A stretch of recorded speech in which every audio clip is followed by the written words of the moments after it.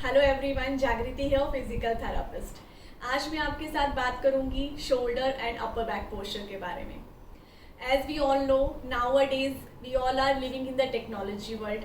हम सब लोगों का मैक्सिमम वर्क कंप्यूटर, लैपटॉप या मोबाइल फ़ोन पर रहता है, जिसकी वजह से हमारा जो अपर बैक पोस्चर है वो काफ़ी ख़राब हो जाता है। और बहुत सारे लोग आजकल जिनको कई घंटों तक लैपटॉप या कंप्यूटर पे काम करना पड़ता है, वो कंप्लेन करते हैं पेन या स्टिफनेस इस नेक एरिया पे या शोल्डर एरिया पे। तो आज मैं आपको कुछ ऐसी एक्सरसाइजेस बताऊंगी जिनको अगर आप रेगुलर रूटीन में फॉलो करते हैं तो आपके जो सिम्टम्स है कंप्यूटर के सामने बैठने की वजह से जो आपको सिम्टम्स आ रहे हैं, पेन आ रहा है, स्टिफनेस आ रही है, उनको रिलीव करने में हेल्प करेगी।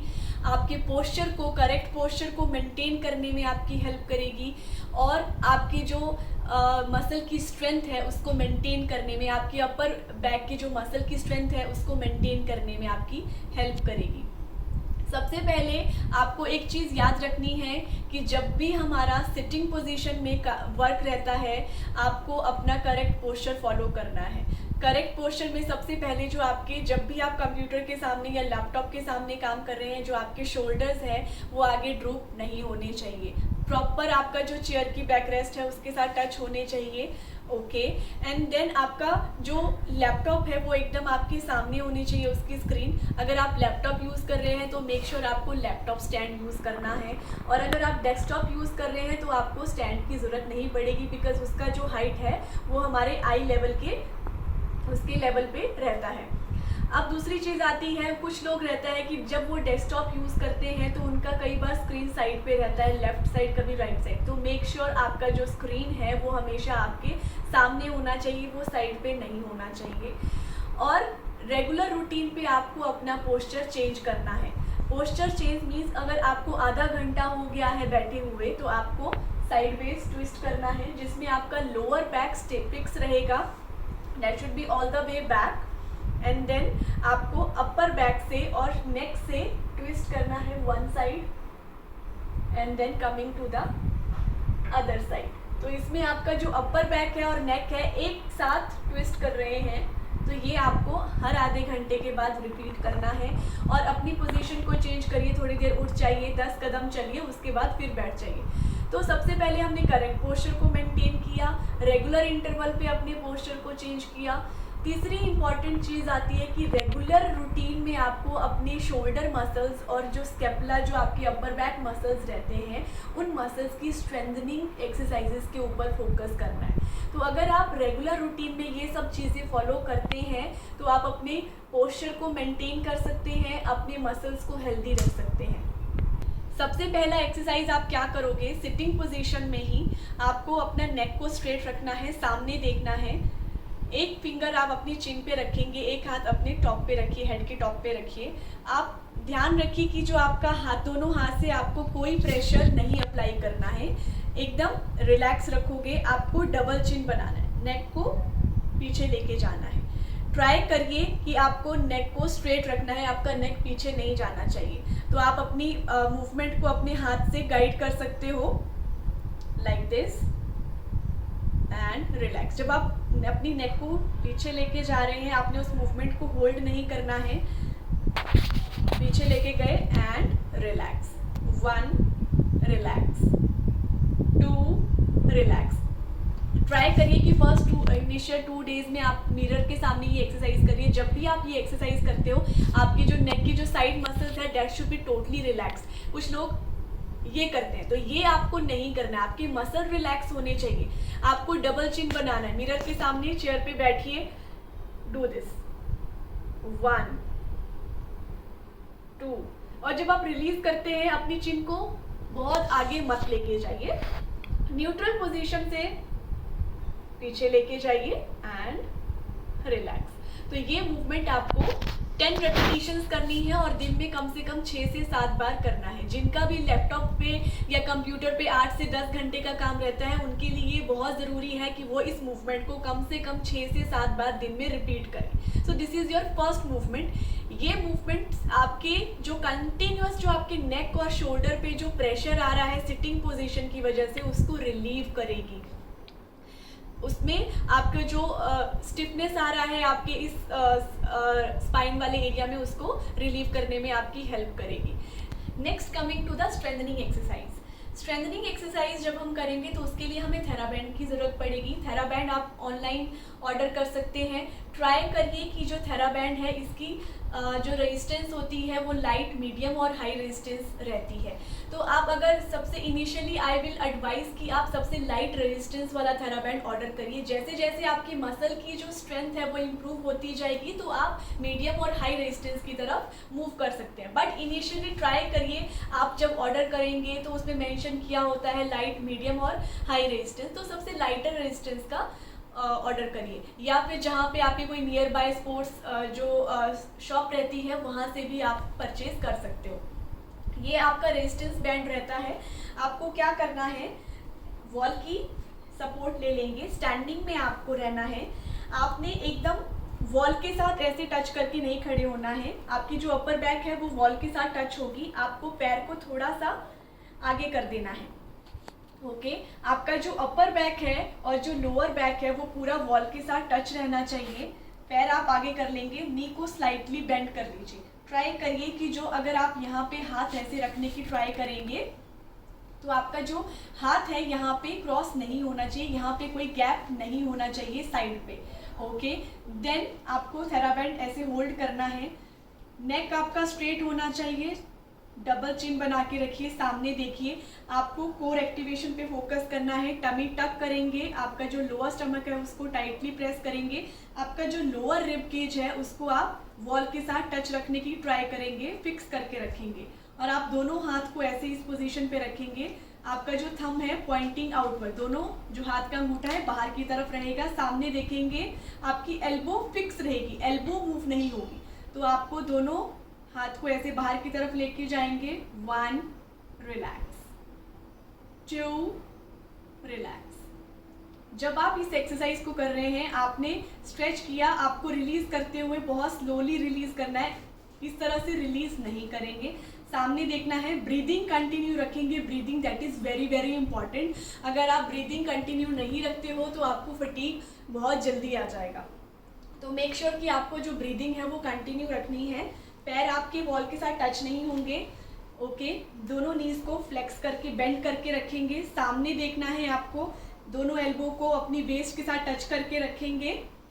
Lower rib cage down, tummy tuck करेंगे, कोर को एंगेज करेंगे। And then 1,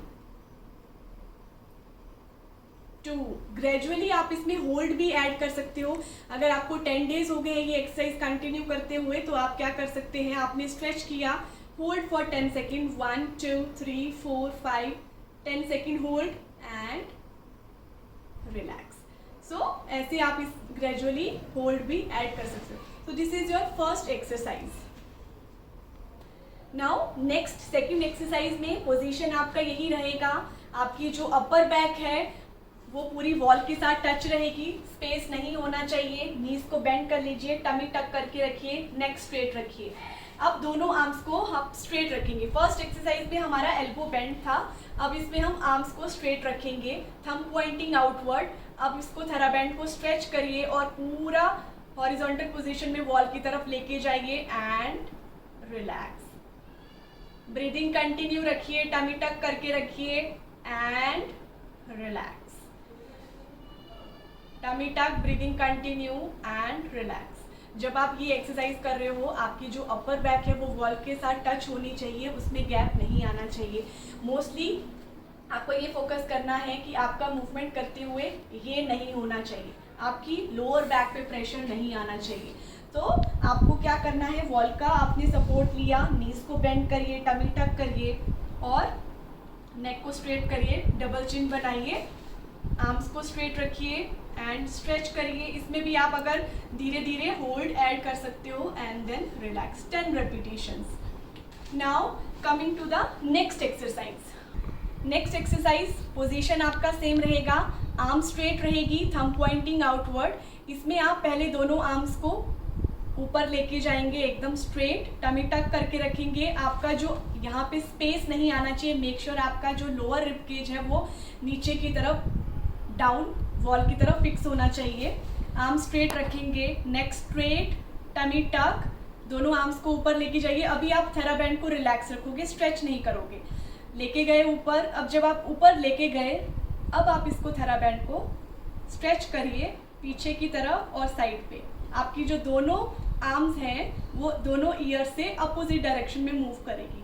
and then relax, 1 up, stretch and back, relax, tummy टक।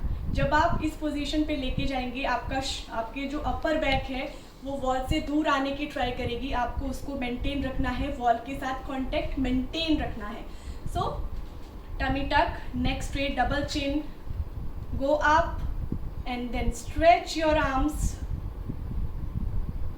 backward and relax. 1 tummy tuck, breathing continue, up, stretch and relax.